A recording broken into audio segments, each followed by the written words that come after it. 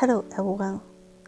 Today we are going to present Bertrand Russell's life and his contributions to our world at different aspects, especially in philosophy and analytical behaviorism field. Russell was a famous British philosopher, logician, mathematician, historian, social and political activist. Throughout much of his life, Russell saw himself primarily as a writer rather than as a philosopher, listing author as his profession on his passport. As he stated, three passions, simple but overwhelmingly strong, have governed my life: the search for knowledge, the longing for love, and the unbearable pity for the suffering of mankind. During a long, productive, and often turbulent life, Russell published more than 70 books and around 2,000 articles at a broad range of subjects, including math, ethics, politics, educational theory, the history of ideas, and religious studies. In 1950, Russell was made a Nobel laureate in literature in recognition of his significant writings in which he champions humanitarian ideas and freedom of thought. He married 4 times and advocated for free love in marriage.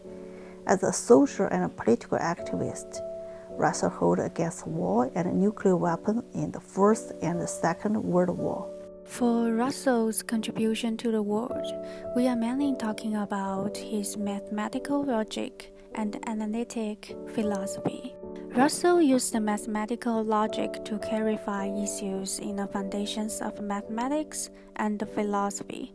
His logicism, paradox, theory of types, predicate calculus, and Principia Mathematica re-energized the study of logic throughout the 20th century.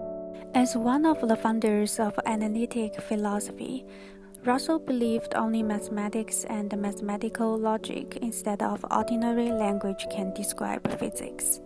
Then, he proposed the logical positivism, which to create a language that exhibit the nature of the world, in which everything could be reduced to relationships between logical atoms. Besides the logical analysis, Russell also aimed at discovering whether and to what extent knowledge is possible.